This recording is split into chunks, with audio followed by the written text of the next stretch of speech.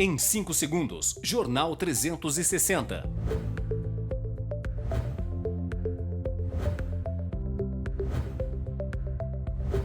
Oferecimento Café Beduíno. Descubra o sabor marcante do café beduíno.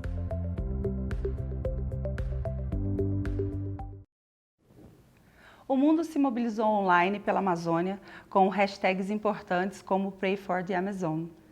Na vida, fora das redes, houveram diversos protestos em frente a embaixadas. Em Londres, uma britânica de 14 anos, filha de mãe brasileira, disse em uma entrevista que nunca seus amigos lhe procuraram tanto para falar sobre o Brasil.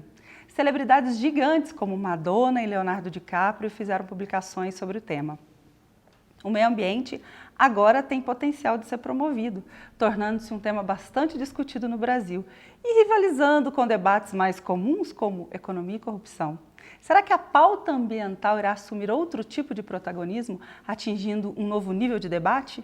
Aproveitemos esse aumento de discussão contínua que anda acontecendo e pelos próximos meses ainda vai acontecer, até que algo novo, diferente, desvirtue novamente essa tendência.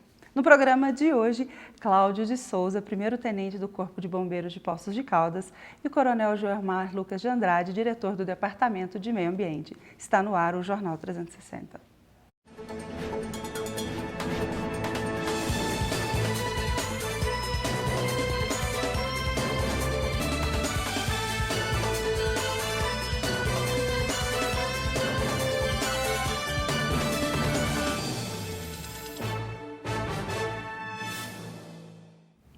Boa noite, seja bem-vinda à TV Poços e ao Jornal 360. A partir de agora, estamos ao vivo até as 22 horas, aguardando a sua participação, o seu comentário aqui no Jornal 360. Participe sempre através do WhatsApp. Boa noite, Tenente Cláudio, seja bem-vindo. Muito obrigado pela sua participação com a gente hoje.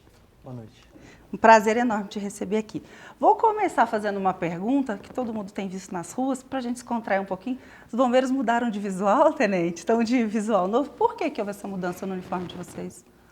Houve essa mudança no uniforme justamente para conferir uma melhor visibilidade nas operações, especialmente as noturnas e em mata, onde a aeronave pode nos visualizar mais rapidamente e nas estradas as pessoas também conseguirem visualizar a operação do Corpo de Bombeiros ali no local. Vocês aprovaram? Sim, aprovaram? Com certeza. Está todo mundo aí aprovado. Tenente, num curto espaço de tempo aqui na nossa cidade, nós tivemos vários pontos de incêndio recentemente. Vamos citar aí, olha, vocês vão ver imagens. O casarão do Conde Prates, recentemente. A igreja também da Zona Sul, você também vai acompanhar imagens. E também um incêndio no pátio de veículos que foram apreendidos pela polícia, mas que estavam desativados. A minha pergunta é a seguinte, esses locais eles deveriam ser fiscalizados para que isso não acontecesse? Quem faz esse tipo de fiscalização? Essa fiscalização ela cabe ao Corpo de Bombeiros, ela é efetuada rotineiramente, dependendo da situação. Então, no caso do casarão, ele estava com uma sanção de advertência escrita. Certo. Na data de 14 de novembro de 2018, ele foi vistoriado e, por ser edificação tombada pelo patrimônio histórico, deveriam haver ali medidas de segurança contra incêndio e pânico. Porém, não há projetos de segurança contra incêndio e pânico na nossa unidade. Consequentemente, também não há o AVCB, que é o Auto de Vistoria do Corpo de Bombeiros. Na época, moravam, se eu bem me lembro, 2 caseiros no local. E depois dessa advertência escrita, onde foi verificado várias condições erradas na edificação, especialmente com relação à fiação. Então, foi desocupado esse casarão, motivo pelo qual não houve maiores sanções e não houve retorno da corporação, tendo em vista que, para haver essa fiscalização, tem que haver a ocupação da edificação. Quando não há uma ocupação, não existe uma fiscalização? Não, o que ocorre é o seguinte, mesmo ela sendo tombada pelo patrimônio histórico, ela estando ocupada, você consegue sancionar e verificar as condições. Até porque o decreto 44746, ele exige, né, que para essa fiscalização a edificação esteja ocupada. Ah, ok. Então, no caso do pátio dos veículos, onde estavam os veículos, é um pátio que, inclusive, ele já estava desativado, não Sim. havia fiscalização por estar desativado, é isso? Isso eu não tenho esse dado para te informar. Certo. O que eu sei te informar é o seguinte, a respeito do pátio, o incêndio ele não iniciou no pátio Sim, dos ele veículos. veio pela vegetação, não é isso? Ele iniciou-se na vegetação, ao entorno, e por não haver aceiro, né, não haver essa área ao entorno, ela deveria estar limpa, né, uma faixa ali considerável para que a vegetação, mesmo que ela pegasse fogo, né, não houvesse esse dano aos veículos ali. Então, na verdade, a responsabilidade também do pátio, de quem gerenciava o pátio ali para que fosse feita essa limpeza no entorno da vegetação. Certo. Normalmente, tenente, uma curiosidade, você falou que é vistoriado quando existem moradores, por exemplo, igrejas, que são locais que frequentam pessoas, locais de grande concentração de pessoas. Há sempre essa fiscalização? De quanto tempo que isso é feito? Isso é feito rotineiramente, dependendo da situação da edificação. Então, o que ocorre é o seguinte, não é que ela tem que estar sendo ocupada. Certo. Ou seja, ela não necessita de haver moradores, porque, por exemplo, no caso de uma igreja, Sim. Não há moradores, mas ela é alvo de fiscalização pelo fato de ser uma ocupação atinente à questão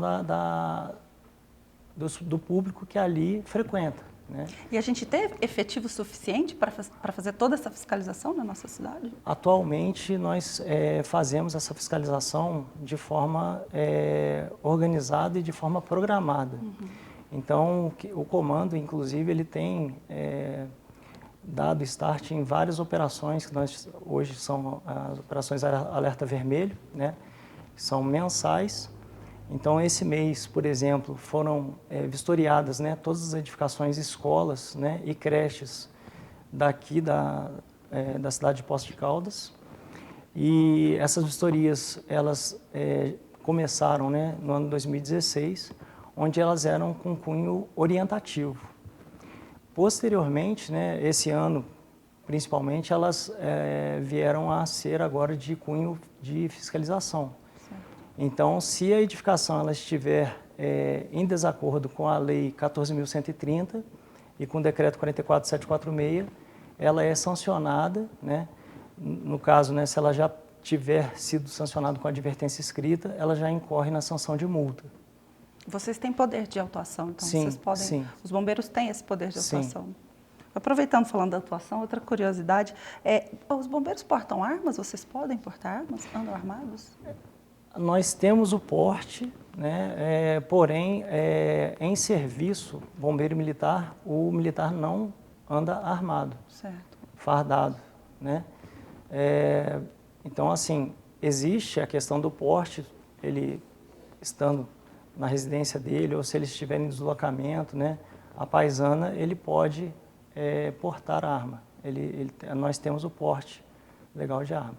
Agora, no quartel, tem a questão da função de sentinela, onde o militar, mesmo fardado, ele usa o armamento ostensivo, de forma ostensiva, para guarnecer o quartel. Mas em serviço não tem a necessidade, né? Vocês não, em serviço não. Em serviço nós não andamos armados. Curiosidade, fiquei curiosa com essa questão. Voltando na questão da fiscalização, vocês recebem muitas denúncias? É comum Sim. pessoas ligarem pedindo a fiscalização de vocês para determinados locais? Sim, nós diuturnamente nós somos acionados, né, tanto via denúncia DDU, né, 181, na qual nós temos prazo para responder essas denúncias. Algumas são até de 24 horas, quando são denúncias mais graves. Somos também diuturnamente acionados pelo Ministério Público, inclusive de cidades circunvizinhas, né, com relação a problemas com relação a edificações que não possuem o auto de vistoria do Corpo de Bombeiros ou que tem alguma situação que cabe fiscalização e cabe sancionamento. Certo. Então, o que ocorre? Por exemplo, venda ilegal de gás, houve uma denúncia, e essa denúncia chegou ao Ministério Público. O Ministério Público de Botelhos nos acionou, que é uma cidade próxima aqui, que é a área da nossa companhia. E o pessoal foi, a pessoa não deixou os militares entrarem no local. E, diante disso, foi acionada a Polícia Militar, foi feito um relatório de ocorrência, entregue ao Ministério Público e, posteriormente, foi emitido um mandado judicial para que se fiscalizasse aquela edificação. E foi constatado que realmente havia bujões de gás sendo comercializados ali.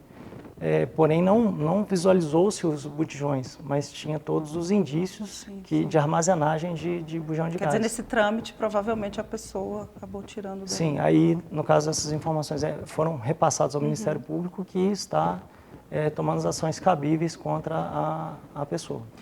Você falou de área de atuação. Além do nosso município, qual a área que vocês atuam? Nós, a primeira companhia independente, hoje, o pessoal confunde um pouco. Nós hoje temos uma função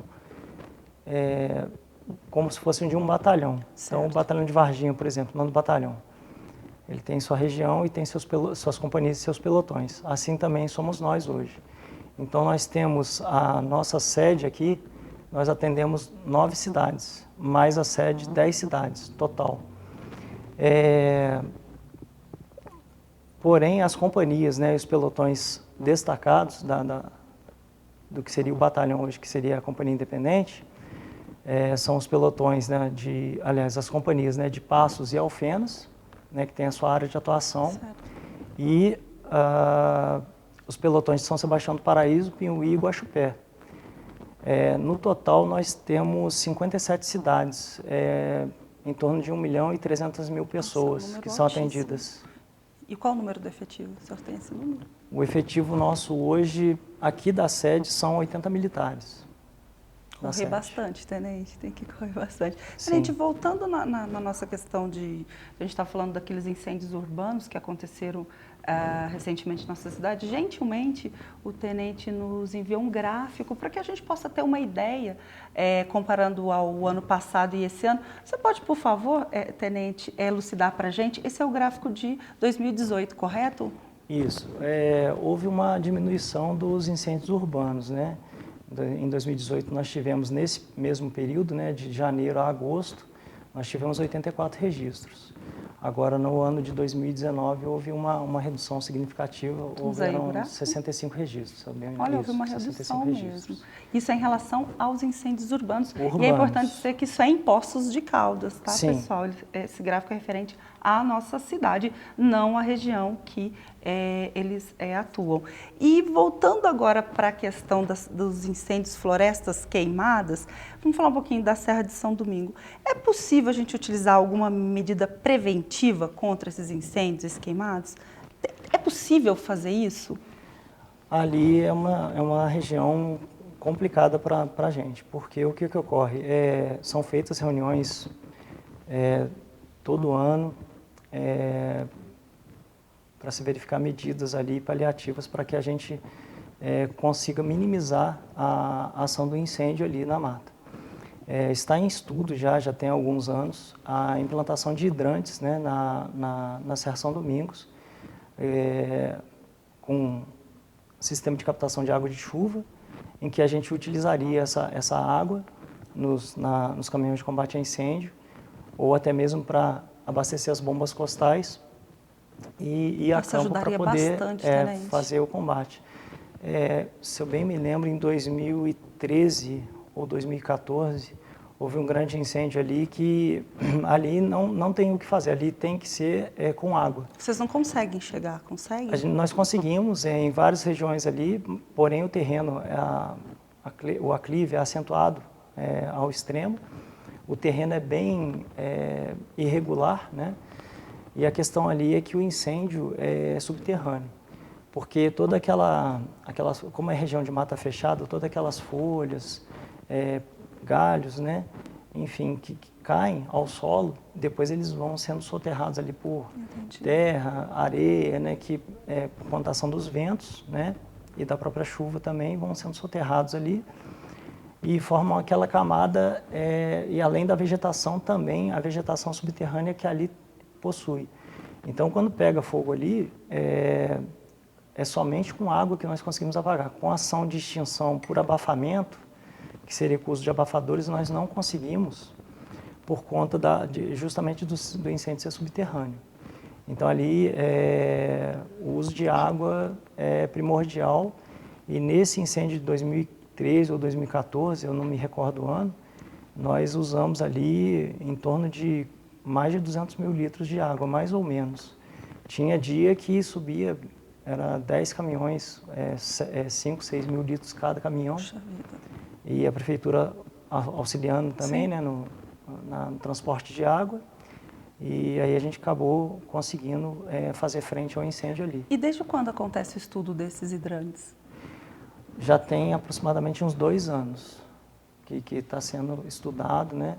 E através da prefeitura que tem feito esse estudo? Prefeitura, DEMAI e o Corpo de Bombeiros também. Porque assim, é muito importante que isso realmente possa ser viabilizado, né? Acredito que seria uma grande ajuda para vocês estarem trabalhando. Felizmente, esse ano mesmo, nós tivemos apenas uma ocorrência, graças a Deus, né? De 125 incêndios, não sei se você tem o gráfico. Vamos colocar, por favor, coloca o gráfico para a gente. Esse gráfico também, cedido gentilmente aqui pelo tenente, em relação aos incêndios florestais, tá? Primeiro a gente mostrou para vocês os incêndios urbanos, agora florestais aí. Esse é de 2018, tenente, ok? Isso, de janeiro até agosto do ano passado, felizmente, né? Houve a época da chuva, ela foi até maio, então começou mesmo, foi em maio os incêndios florestais, então deu muito pouco, deu em torno de 60 incêndios florestais. Esse ano, infelizmente, já atingiu a marca aí de 125, Uau. 126 incêndios florestais registrados até a data de hoje, de janeiro até agosto. É o mesmo período que a gente... Nossa, muito maior. Esses incêndios florestais, eles podem ser por causas naturais ou só por ação humana? Então, é complicado, porque, na verdade, a gente não tem como afirmar, porque nós não temos, digamos, provas, né? Porém, a maioria desses incêndios são de origem humana. A sua experiência, tenente? Sim, é muito difícil um incêndio florestal ele começar por causa natural. Causa natural seria, no caso, descarga atmosférica, né? Muito difícil, né, ocorrer aqui na nossa região por esse motivo, ou por ação de algum vidro, ou alguma lente, né, plástico, que faça um reflexo que focalize ali da luz do sol e que focalize aquele ponto e aí comece o incêndio ali. Lembrando que a madeira, ela para incendiar, ela precisa de passar por um processo demorado de pirólise, em que é emitido o vapor combustível, né? E até acontecer isso também tem que estar a vegetação muito seca, e não é o caso da mata fechada ali. Quem já fez aquela trilha ali do Véu das Noivas, repara que ali a temperatura até é bem baixa. Verdade. Então, é muito difícil de ocorrer um incêndio ali por causa natural. E provocar queimadas é crime, gente, mas no Brasil, infelizmente, as pessoas não acreditam no sistema. Aí eu pergunto para você, tenente, o que falta? É uma política incisiva nessa questão? Foi bom você falar a respeito do crime, ele é tipificado no artigo 41, se eu bem me lembro, da Lei 9605, de 98, se eu bem me lembro, da Lei de Crimes Ambientais. E prevê penas de reclusão, inclusive na modalidade dolosa, na culposa detenção e multa. Então, o que ocorre? Na época que eu apresentei aqui como segundo tenente e era comandante de pelotão, no ano 2015, 2016, houve inclusive prisão em flagrante de pessoas que estavam cometendo esse crime ambiental. Então, teve, se eu bem me lembro, 3 ocorrências dessas em 2016, onde sargentos aqui que estavam comandando a guarnição, ao chegar ao local para combater o incêndio, depararam com a pessoa colocando fogo no pasto. Isso é quase inacreditável, né? Pensar que uma pessoa tem a capacidade de fazer uma coisa foi dado dessa. voz de prisão, a pessoa não acreditou, nos 3 casos, não acreditou, e aí dividiu, né? Parte da guarnição começou a combater o incêndio e o sargento acionou a polícia militar. A polícia militar prontamente se fez presente no local e conduziu até a delegacia, e a pessoa ficou sem acreditar que estava sendo presa. Porque colocou fogo na mata. Sim. Mas é foi exatamente presa isso, as realmente. pessoas não acreditam, né? Nós sabemos que a gente tem um sistema, infelizmente, falho no Brasil, e por acreditar nisso as pessoas acham que nunca vai acontecer com elas nunca vão ser pegas, elas nunca vão ser presas. Mas eu vou insistir nessa questão, você acha que se existisse... O que a gente precisa é como a Polícia Militar, nós precisamos da população, porque nós não temos olhos em toda a cidade, então nós precisamos que a população, certo, ao visualizar essa prática criminosa, que nos acione e acione também prontamente a Polícia Militar. Denuncie mesmo. Que denuncie, que mesmo que não queira se identificar, né, pode ligar no 93 ou pode ligar no 181, e identificando a pessoa, né, e pode ligar na Polícia Militar também, fazer a denúncia, e para a gente conseguir, né, porque às vezes a gente fazendo essas ações, inclusive nessa época mesmo, nós divulgamos, né, para toda a imprensa que havia sido efetuadas 3 prisões, né, e até que deu uma maneirada boa, depois que a gente... O pessoal ficou com medinho ali de acontecer, a pessoa fica com receio, porque infelizmente, às vezes, a única forma da pessoa não cometer o delito com aquela sensação de estar sendo vigiada. Então, nós precisamos que a população nos auxilie também nessa questão. Ligue e denuncie. Realmente, se você estiver vendo alguma coisa acontecendo, denuncie, não deixe passar. Olhe o que acontece com a nossa serra, né, com as matas, enfim, se você vê alguma coisa, realmente denuncie.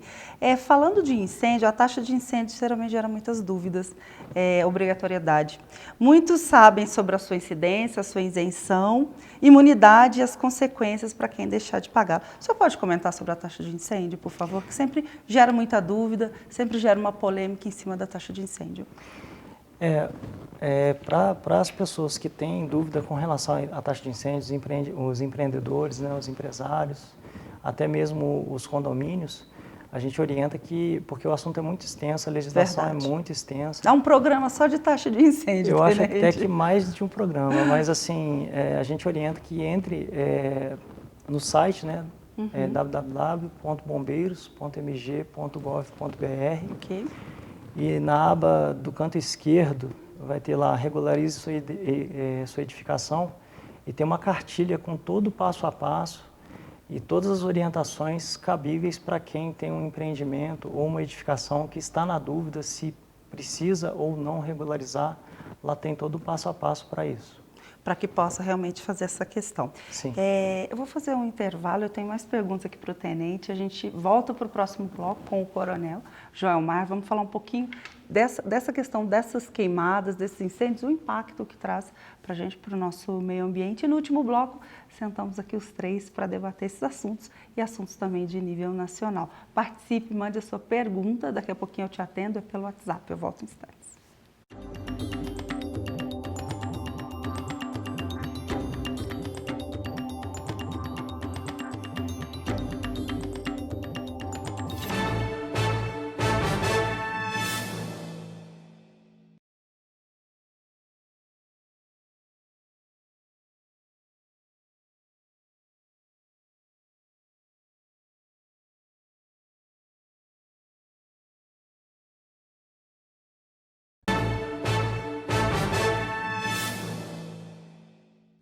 Estamos de volta com o Jornal 360 e agora a gente conversa com o Coronel Joelmar Lucas de Andrade, que é diretor do Departamento do Meio Ambiente do CODEMA. Boa noite, seja bem-vindo, Coronel, prazer te receber. Boa noite, Carol, boa noite a todos.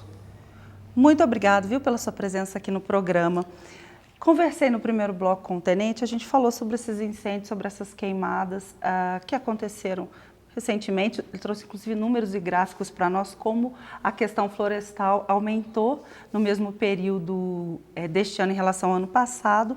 E aí, quais são os danos? A gente tem como ter os danos reais à nossa fauna, à nossa flora do que acontece? Esses danos eles são visíveis, né? São visíveis a olho nu para todos. Primeiro, a gente tem o dano de poluição do ar. A fumaça, a fuligem, tudo isso atrapalha a respiração e o ar em que nós respiramos. Além da fuligem, que também vem a comprometer, né, a limpeza das casas, das residências, né? E depois os danos ambientais são não são tão perceptíveis.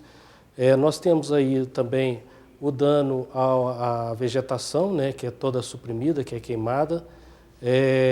Essa vegetação é de difícil reposição, então ela demora a voltar a ter essa vegetação. E também ao solo. O solo, ele torna-se cada vez mais, em havendo um incêndio, uma queimada, ele se torna cada vez mais pobre. Ou seja, é de difícil que a vegetação depois ela consiga penetrar no solo e viver a partir do momento em que os nutrientes existentes nos solos eles vão se perdendo com o tempo e com as queimadas que existem. Depois nós temos também a fauna, né? Os animais, infelizmente, onde tem queimada, eles fogem desses locais. E isso leva a afugentar esses animais e depois eles ficam com medo de voltar, né? Além de que muitos desses animais, né, eles perdem a vida com essas queimadas, pois muitos desses animais vivem no solo e aí não tem tempo suficiente para fugirem. Então nós temos uma infinita gama de perca nós vivemos no nosso ambiente. Sim. Através dessas queimadas. Né? Existe algum estudo sobre essa questão no nosso município? Bom, não é de meu conhecimento existente esses estudos por parte do Departamento de Meio Ambiente, mas nós temos aí algumas faculdades, algumas universidades Sim. Em nossa cidade, e nós temos certeza que eles realizam esses estudos no meio acadêmico e que possam servir também para orientar e nos dar um norte a efeitos de prevenção que nós devemos adotar com relação a essas queimadas. Então, existe uma conversa entre o Departamento de Meio Ambiente e essas faculdades no nosso âmbito acadêmico, sim, nós fazemos constantemente contatos com as universidades que nós temos, as faculdades que nós temos aqui na cidade. Nós, de vez em quando, nós fazemos também trabalhos conjuntos. Nós temos estagiários no Departamento de Meio Ambiente que trabalham conosco, né, nos ajudam em alguns trabalhos que nós precisamos para não só o combate ao incêndio, mas também outras atividades que levam à preservação do nosso meio ambiente aqui em nosso município. Em relação às áreas que são degradadas, Coronel, existe um programa, uma gestão de restauração? Existem diversos projetos e existem também uns planos que são feitos de recomposição de flora e também os planos que, quando uma pessoa, uma construção ou uma empresa, ela vem a afetar o meio ambiente, ela tem que fazer a recomposição da flora, né, e uma recomposição ao prejuízo que ela deu ao meio ambiente. E existe uma fiscalização para ver se ela realmente fez? Existe sim. Nós temos alguns processos dentro do DMA, onde esses planos, depois de implantados e aprovados pelo CODEMA, o DMA faz um acompanhamento por no mínimo 3 anos. Então, todos os anos, essas empresas, essas pessoas às quais foram aprovados os planos de recomposição pelo CODEMA, né, o DMA, através dos seus técnicos, fazem um monitoramento, fazem uma fiscalização de como foi implantado esses planos naquela área em que foi pretendido ali a sua implantação, foi feito a sua implantação, faz além da fiscalização um monitoramento também, para ver se a recomposição está sendo feita a contento, se há a perpetuação dessa vegetação que foi ali plantada e também um acompanhamento pelo cercamento, se há algum prejuízo, se alguma vegetação que foi plantada, ela vingou ou não vingou, se ela morreu. Quando há morte dessa espécie que foi ali plantada, a pessoa tem que fazer a recomposição. Então, durante um período de no mínimo 3 anos, há um acompanhamento efetivo por parte do DMA. E é passível de multa, caso Sim. não esteja cumprindo as normas exigidas pelo DMA? Sim, existem multas previstas tanto na legislação municipal, como estadual e federal. Como nós atuamos mais no âmbito do município, né, nós usamos as nossas legislações municipais.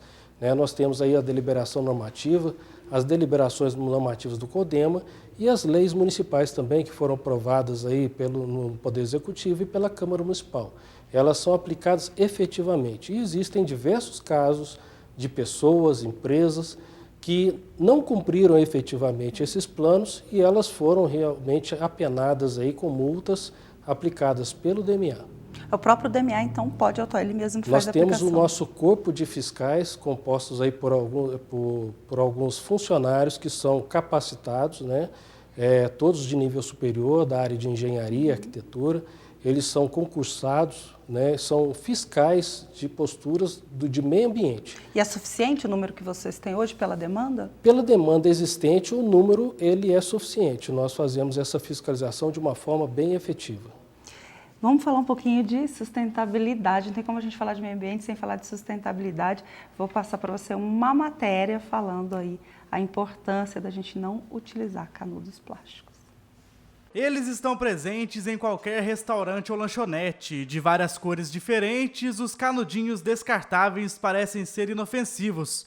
Mas a verdade é que eles causam muitos transtornos ao meio ambiente. Quando eles são destinados de maneira inadequada, eles são leves e acabam indo para os cursos d'água. E aí os peixes se alimentam da composição que eles têm e isso é prejudicial para as espécies, é prejudicial para a gente, porque a gente acaba se alimentando dos peixes, então acho que é nocivo para todo mundo. O ideal seria que a gente eliminasse mesmo a utilização desse canudo. Nesse restaurante aqui, por exemplo, o gerente afirma que 60% dos clientes já não usam mais canudos. No primeiro momento, a gente não está levando o canudo até a mesa, deixa que o cliente faça o pedido e caso ele deseje o canudo, a gente leva. Se ele pedir a segunda bebida, a gente incentiva ele a utilizar o canudo da primeira e sugere também a bailarina, que é aquela colher para mexer o suco, a caipirinha, para tentar substituir o canudo. Em algumas cidades do Brasil, como no Rio de Janeiro, a distribuição dos canudos de plástico já foi proibida. E pensando nisso, algumas lojas já estão investindo em alternativas para o canudo comum. Uma delas é esse canudo de vidro, que é reutilizável e vem junto com essa esponjinha para fazer a limpeza. O pessoal ainda não está sabendo que a gente tem esse produto na loja e às vezes ainda não estão dando a importância que ele tem mesmo, de não poluir. E o pessoal realmente ainda não está com essa mentalidade ainda. Além dele, também existem outras alternativas, como os canudinhos de alumínio ou de papelão. No final das contas, a alternativa escolhida não importa. O que vale é cuidar do meio ambiente. Você tem o de alumínio, que ele é reutilizável, você tem de papelão, que é reciclável. Então, acho que na pior das hipóteses, quem utiliza, por exemplo, por questão de saúde, que seja então desse material que possa ser reaproveitado. Comentávamos aqui nos bastidores. Parece que isso está tão distante. Coronel, ainda estamos muito distantes de nos tornarmos uma cidade sustentável? Eu acho que não é só a nossa cidade, é a nossa sociedade por completo, né? Como você mesmo comentou, nós estávamos comentando aqui, existe uma cultura do passado em certas práticas que hoje são terríveis e que a gente abomina, mas que no passado eram práticas comuns e adotadas por todos, né? A queimada mesmo que a gente comentava, né? No passado, as pessoas, a forma mais fácil, mais rápida de se limpar um quintal, né? A vegetação do quintal, principalmente agora nessa época da seca, era fazer uma queimadazinha ali e limpava o terreno. Da mesma forma, até pouco tempo também, os canaviais, essa né? cultura, né? Essa cultura. Os canaviais, para se colher a cana, utilizavam o fogo. Hoje, essa prática já é proibida, né? Então, nós precisamos muito da educação, da conversa com os nossos filhos e também uma melhor consciência da nossa sociedade quanto a essas práticas que existiam no passado e que hoje elas já não são tão aceitáveis assim. Eu acho que até essa geração mais nova que vem surgindo são até mais conscientes, né? Às vezes, sem querer, a gente mesmo acaba oferecendo algo que muitas vezes eles nos dão lição dizendo que não querem, é cultural mesmo, a gente realmente precisa trabalhar essa questão. Trazendo a questão ainda de meio ambiente, recentemente nós tivemos vários matérias, assuntos nacionais abordando a questão dos agrotóxicos e, de acordo com a ONU, são responsáveis por 200 mil mortes por intoxicação aguda a cada ano e mais de 90% dessas mortes ocorrem em países ainda em desenvolvimento, como o nosso país, o Brasil. Quem fiscaliza essa questão aqui é o DMA, Coronel? De agrotóxicos no nosso município? Não é uma prática do DMA, até mesmo porque o Departamento de Meio Ambiente ele tem uma certa limitação de atuar em alguns aspectos, mas no perímetro urbano. Na área rural, nós já temos os órgãos estaduais responsáveis pela fiscalização. E um dos agentes fiscalizadores desta atividade é o IMA, né, que faz essa fiscalização, né, dos agrotóxicos, das embalagens que são reutilizadas, são utilizadas nos agrotóxicos, né? E essa é uma fiscalização bem efetiva. Vocês também recebem denúncias, Coronel, assim como o tenente disse que eles recebem muitas denúncias? Acontece isso dentro do DMA? Recebemos diariamente uma média de 2 a 3 denúncias por dia. Em relação ao quê, São Coronel? diversas denúncias, algumas até que não cabe à nossa fiscalização, né? Seria mais o Código de Posturas, né? Mas a grande maioria são denúncias relativas a corte de árvores, né, a lixo sendo jogado, entulho e resíduos de construção sendo jogado em um local impróprio. A grande maioria das denúncias se referem a esses 2 aspectos. Mas nós temos outras denúncias várias também que a gente encaminha para as secretarias competentes aí no âmbito do município também. E em relação às nossas barragens, depois dos desgastes sofridos aí em Mariana e Brumadinho, como é que está essa questão no nosso município? Nós fazemos um acompanhamento efetivo das barragens existentes no nosso município, né? Nós fazemos esse acompanhamento em parceria aí com os demais órgãos que nós temos no município, principalmente a Defesa Civil, o Corpo de Bombeiros, a Polícia Militar do Meio Ambiente, né? DME, DEMAI, e as empresas também, as empresas que são detentoras dessas barragens. O acompanhamento que a gente tem, as informações que a gente tem, os documentos que a gente possui, dão conta de que as barragens estão sob controle. A gente pode ficar tranquilo, Coronel? Até o momento, sim. A população até o momento pode ficar tranquila? Até o momento, sim. Recentemente, inclusive, a Alcoa fez aí uma simulação com a população. A TV Post, inclusive, fez matéria a respeito desse tema, uma simulação de evacuação, logo quando aconteceram os desastres, né, de Mariana e de Brumadinho, e nós exibimos aqui na TV Post. Então, por enquanto, estamos tranquilos. A respeito da construção civil, é comum embargar obras por afetar lençóis freáticos aqui na nossa cidade? Meio ambiente, isso é comum, isso acontece, ou as pessoas já sabem, tomam os devidos cuidados, ou vão, o senhor deu um sorrisinho aí, Coronel, ou vão naquela maciota do brasileiro? Bom, todas as obras, todas as construções que são iniciadas no município, elas devem passar por um crivo da Secretaria de Planejamento. Então, logo esses projetos de construções aportam na Secretaria de Planejamento, existe toda uma fiscalização e um acompanhamento por parte do Corpo de Engenheiros da Secretaria, e em havendo informação de que ele possa afetar o nosso lençol freático, né, é exigido que essas construções, ou o empreendedor, ou mesmo o construtor, faça nos forneça um laudo hidrogeológico. Esse laudo ele é analisado pelos nossos analistas do corpo de técnicos do DMA. Então ele vem para o DMA, todos esses projetos de construção são levados ao DMA, onde esses laudos hidrogeológicos são analisados pelos nossos técnicos, que são engenheiros.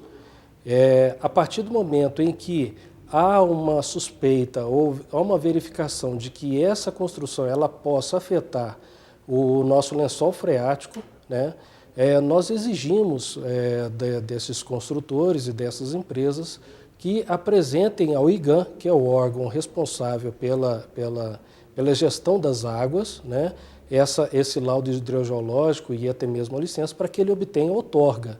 E aí o IGAM vai ser o órgão responsável por fiscalizar e até mesmo orientar esse construtor ou esse empreendedor a adotar medidas e mecanismos para que o nosso lençol freático não seja afetado. Mas nós temos obras embargadas em Poços por essas questões ambientais? Então, nós temos algumas obras embargadas, eu acredito que não por esse motivo, mas algumas que afetaram o lençol freático foram adotados mecanismos que protegeram o lençol freático. Sim. E outras que fizeram com que o nosso lençol não seja tão afetado. Okay. Então, tem alguns mecanismos que foram impostos pelo próprio IGAM mesmo. Eu tenho recebido perguntas aqui, no último bloco eu vou atender vocês, inclusive aproveite e mande a sua, você participa através do WhatsApp. Eu vou encerrar esse bloco com o Coronel perguntando, Coronel, urbanização, qualidade de vida e responsabilidade social. Como trabalhar essa tríade? Ok. Bom, é uma questão que a gente tem que debater bastante, tá? Cabe mais às ações preventivas, né? Nós temos aí a nossa parte, dentro do DMA também, nós temos aí uma parte onde se trabalha a educação ambiental, né? E a gente tem feito alguns trabalhos junto a mesmo, nós falamos agora há pouco, né, do ambiente acadêmico, mas também as ONGs, outras entidades, o próprio CODEMA também vem trabalhando bastante com relação a essa responsabilidade social. Alguns trabalhos, alguns projetos estão sendo desenvolvidos, nós temos já alguns planos, alguns projetos em desenvolvimento e outros estão no campo dos estudos. Nós queremos em breve atuar junto a essas demais instituições, às ONGs, ao ambiente acadêmico, para que a gente possa colocar em prática e efetivamente conscientizar um pouquinho mais a nossa sociedade, né? Desenvolver projetos que sejam efetivos e eficazes no combate aí a essas práticas que são tão perniciosas com relação ao meio ambiente, né? Correto. Eu vou fazer mais um intervalo. O tenente volta com a gente nesse último bloco, o coronel permanece aqui com a gente também e atendo as suas perguntas. Em instantes estamos de volta e já vou te lembrar que domingo tem reprise do Jornal 360 às 19h30. Até já.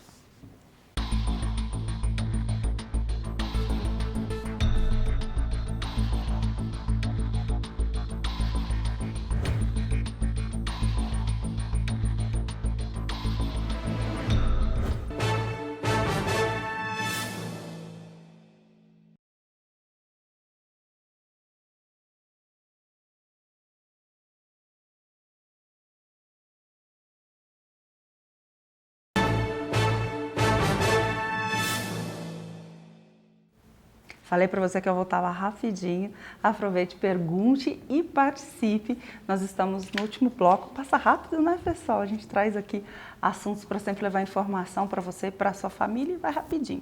Neste último bloco, senhores, eu faço uma pergunta e geralmente peço a opinião de vocês dois, então vocês fiquem à vontade. E de acordo com o Instituto Nacional de Pesquisas Espaciais, o INPE, 78,3 mil focos de incêndio foram registrados apenas este ano no Brasil. Um crescimento de 84% em comparação a 2018. É impressionante. Do total de casos deste ano, 52,6% foram registrados na Amazônia. E a minha pergunta é, ainda há espaço para mais desmatamentos na Amazônia sem que haja um impacto irreversível, na opinião de vocês? Olha, eu acho que é muito difícil da gente fazer um comentário estando à distância, mas eu acho que isso é prejudicial.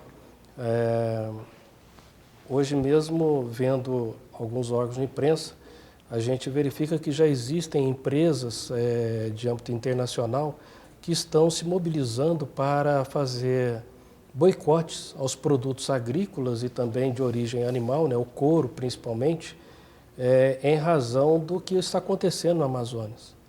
E eu acho que tanto essa influência como também essa preocupação mundial com relação às nossas florestas, né, a Amazônia em si, ela deve gerar também uma maior conscientização das pessoas que praticam esse desmate todo.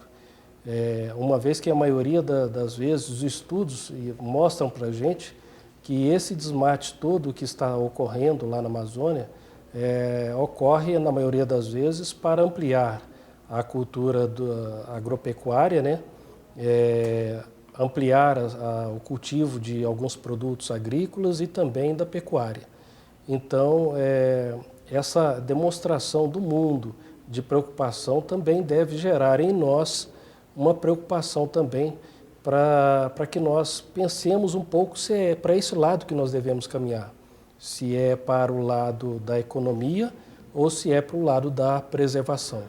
Eu acho que, o meu ponto de vista, né, abstendo-me de discorrer aí sobre as questões políticas, Ok. né, mas eu acho que nós temos que dar um basta. Nós temos que parar enquanto nós ainda temos boa parte de nossa floresta preservada. E o que nós fizemos para mais poderá o impacto ser pior do que a economia que nós prevemos ou que nós queremos gerar com tudo isso. Não adianta ter economia se não tem qualidade de vida, né, gente? Tenente, o senhor concorda? Quer fazer alguma colocação? Você acha que não há mais espaço para que o impacto não seja mais irreversível? Ainda há espaço para o desmate, ainda que legal, né? Lembrando dos grileiros que fazem legalmente o desmate. Fica até difícil de comentar, depois o coronel colocou muito bem aqui as questões, especialmente a questão ambiental e política, né? Concordo com ele em todos os pontos. Nossa cidade aqui, né? Como ele disse, né? É até difícil a gente mensurar essa questão estando longe. Sim. Mas a gente tem que lembrar que a mata nativa, ela demorou milhares de anos ali para ser formada. Então, no nosso caso aqui, quando há incêndio na Serra São Domingos, toda a nossa força e empenho é para que realmente não adentre a mata nativa ali. Então, graças a Deus até hoje, né, a gente não teve grandes perdas ali, mas se houver uma queimada que adentre ali a mata, como já houve, né, e que a gente não consiga controlar a tempo, as árvores ali que forem danificadas, não há o que fazer. Ali não pode tentar reflorestar, o coronel sabe disso, mas não vai ser a mesma coisa, não vai ter a mesma situação ali que havia anteriormente. Por favor, É coronel, importante fique à também vontade. frisar que nós temos a nossa cidade, se a gente for pensar no nosso microambiente onde nós vivemos, né, a nossa cidade, nós ainda temos algum resquício de mata atlântica existente na nossa cidade. Sim. E é importante que a gente pense na preservação desse remanescente que nós temos, que é bastante rico, né? E nós temos aí também, dentro do nosso município, áreas, principalmente de campo de altitude, né, que são uma vegetação que é difícil de encontrar no resto do país, e nós temos bastante aqui na nossa cidade. Dentro desses campos de altitude, nós temos vegetação que é endêmico, só existe aqui na cidade de Poços de Caldas. E se nós não pensarmos um pouco nessa preservação, se nós não cultivarmos um pouco essa ideia de que nós devemos preservar, nós podemos perder também essas características que são peculiares a nós, aqui que nós vivemos aqui nesse nosso ambiente. Nós somos privilegiados, né? todas Eu as gosto muito formas. de falar isso. Poços de Caldas é uma cidade privilegiada e é claro que a gente tem que fazer mais do que nunca a nossa parte para que isso continue acontecendo. Voltando na questão da Amazônia, na opinião de vocês, senhores, o governo pode abrir mão de um recurso como o Fundo da Amazônia num cenário de tanto contingenciamento e tanto corte? Olha, como eu já ouvi agora há alguns dias, né, dinheiro sempre é bem-vindo, né, principalmente no momento em que a nossa economia sofre alguns contratempos, né, eu acho que o dinheiro sempre é bem-vindo se bem utilizado. Então, se for para ser utilizado na preservação do nosso meio ambiente, se for para ser utilizado em mecanismos que combatam o incêndio e o desmatamento, né, eu acredito que ele é bem-vindo sim e que deve ser utilizado. Agora, nós temos aí também visto que alguns recursos que às vezes vêm de outros países, eles são assim, já empregados em certas atividades que nem sempre chegam à ponta da linha, né? Mas eu acho que em havendo a boa utilização desses recursos, eles devem ser utilizados e serem aceitos para que nós possamos fazer essa prevenção. Tenente? Lembrando que independente desses recursos que foram oferecidos, né, ao país, nós temos vislumbrado aí que como é dito, né?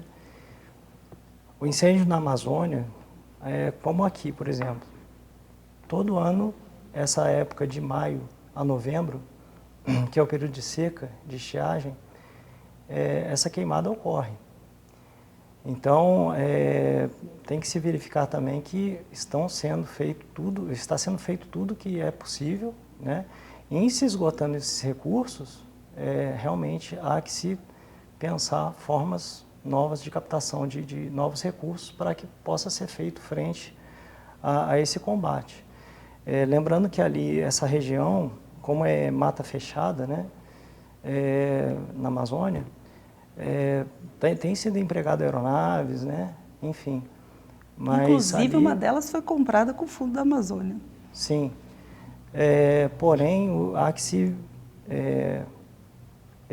ressaltar que ali a ação melhor de combate é a ação do combate direto feito por recurso logístico humano. A aeronave ela consegue sim atingir alguma área, mas ela tem que ser aberta. Como a área de mata fechada, no momento que a água é expelida pelo avião, ela acaba às vezes pegando nas árvores e não acaba tendo efeito. Então muita gente acha assim, mas é só colocar mais aeronaves. Então a aeronave ela é interessante sim, mas para a área de campo aberto. Quer dizer, isso é um paliativo, não resolve o nosso problema. Não, ela resolve, mas quando é área de mata aberta, não estou falando que ela não é eficiente. Sim. É porque muita gente às vezes pergunta para a gente, mas por que não põe mais aeronave e tudo? Então, na verdade, ali, os métodos de combate a incêndio, né, são 4, na verdade, mas 3 deles que são os mais utilizados, né, que seria a retirada do material, que seria o acero, né, se fosse o caso. Ali não tem como, porque para empregar maquinário pesado dentro da mata, a mata é fechada, tem o relevo do terreno também que não ajuda, né, o emprego de máquinas pesadas ali, somente em campo aberto. Tem a questão do combate direto e o combate indireto, né? O combate indireto seria feito com a retirada do material que não está sendo queimado. O combate direto seria por forma de abafamento ou resfriamento. E é o que tem sido feito no combate lá. Como a área é muito extensa, pelo que eu li, parece que são mais de 83 mil focos de incêndio. Então, foi empregado o Exército, né? Então está sendo empregado todo o recurso necessário para que seja feito frente ao incêndio. Vou começar a atender algumas perguntas aqui, a gente está chegando já no finalzinho do programa. O Roberto pergunta o seguinte, coronel, se aqui em Poços de Caldas, além de cobrar ações de prevenção, de preservação ambiental aos proprietários rurais, a cidade também sofre alguma punição por poluir. Acho que foi isso que ele quis dizer. Bem, nós temos feito diversas ações para que a preservação seja levada também ao campo, né, à zona rural. E nós temos tido um resultado muito bom por parte dos demais órgãos de fiscalização. É importante salientar que nesse aspecto de combate à degradação ambiental, o DMA, muitas das vezes, ele tem uma atuação mais no perímetro urbano. No perímetro rural, nós temos aí outros órgãos, como a Polícia Ambiental, como também o IEF, né, que fazem um trabalho de fiscalização, conscientização, né, e acompanhamento dessas ações de desmate no perímetro rural. O que nós verificamos e o que é do nosso conhecimento é de que existe um convênio entre a Polícia Militar do Meio Ambiente com o IEF e também com o IBAMA, e todo aquele recurso que decorre das multas aplicadas destas fiscalizações, parte delas é revertida à Polícia Militar do Meio Ambiente, que com esse recurso compra novos equipamentos, novos materiais, que novamente são empregados na fiscalização e no acompanhamento desse desmatamento que existe na zona rural. Portanto, de uma forma indireta, né, o nosso município está sim sendo beneficiado com essa fiscalização mais efetiva, né, de uma forma mais indireta, a gente pode dizer. O Carlos Barcelos pede, tenente, uma fiscalização mais efetiva sobre as queimadas no nosso município. E o Eduardo pergunta se existe um monitoramento das ações dos baloeiros em relação aos incêndios. Olha, existe, inclusive a gente, recentemente, nós adquirimos um drone, então são feitas ações rotineiras, né, e não divulgadas, né, por motivos óbvios, a gente não tem divulgado muito para a imprensa, para tentar realmente coibir essa ação de queimada, principalmente na Serra São Domingos. Então, o que tem sido feito? Tem sido, uma guarnição tem sido deslocada em datas e horários que a gente não costuma divulgar, e com o uso do drone a gente consegue, a longa distância, identificar essas pessoas. Inclusive, a gente já tem estudos que demonstram ali que a maior parte dos incêndios na Serra São Domingos, eles iniciam próximo das rampas de paraglider, tanto de todas as duas. Certo. Então, essas áreas elas estão sendo monitoradas à distância, né, e diuturnamente. Motivo pelo qual, inclusive, nós não tivemos ocorrências esse ano, graças a Deus, né, por enquanto. Houve só uma, né, e mesmo assim foi, se eu bem me lembro, foi de madrugada. Esse é o primeiro ano que vocês têm utilizado esse monitoramento? Não, nós temos, já temos utilizado desde o ano passado, mas em anos anteriores aí era só a viatura, né? A viatura estava deslocando para o topo da Serra São Domingos e ela, o pessoal mudava de local, de vez em quando ficava num local ou no outro, mas com a viatura fica difícil, né? E o drone ele possibilita essa ação de visualização a longa distância. Muito mais efetivo, né? Mais efetivo e bem mais eficaz, né, para identificar. Então, em sendo identificado, né, são feitas fotos, vídeos, né, imagens, né, que podem comprovar ali a ação criminosa de incêndio florestal. E lembrando, né, é crime ambiental, tipificado, né, na Lei 9605, então é passível de prisão em flagrante, né, pelo Corpo de Bombeiros, inclusive, se a gente presenciar, e com o apoio da Polícia Militar a gente conduz a pessoa para a Delegacia de Polícia Civil. Final do programa, gente, aquele giro de notícia que a gente não pode deixar de ter para deixar você informado aí para o final de semana. Reprovação ao governo Bolsonaro cresce e chega a 39,5%. Aponta a pesquisa do Instituto de Mercados de Atuação em parceria com a Confederação Nacional dos Transportes. E a avaliação positiva cai de 39% para 29%. Goleiro Bruno assina contrato e tira foto com a camisa do Poços de Caldas Futebol Clube. Segundo o presidente, Bruno vai integrar elenco que deve ser apresentado nas próximas semanas. Sarampo. Brasil tem 2.331 casos confirmados da doença, segundo o levantamento do Ministério da Saúde, e avançou para o estado de Santa Catarina e também para o Distrito Federal. Bolsonaro planeja pacote ambiental para a próxima semana. Uma das propostas é proibir as queimadas. Projeto de lei de regularização do garimpo pode entrar na lista. Pois é, uma notícia boa aí para a gente encerrar o programa, que realmente saia do papel e realmente vire alguma coisa. Muito obrigada, Tenente, por você ter vindo, pela disponibilidade. Espero poder contar com você mais vezes aqui. Coronel, muito obrigado também pela sua disponibilidade. Espero poder contar com vocês mais vezes aqui no programa. Sempre. Também quero te dar uma ótima noite, desejar um excelente final de semana. Domingo estamos com reprise às 19h30 e nos vemos também durante a semana em outros programas. Até lá.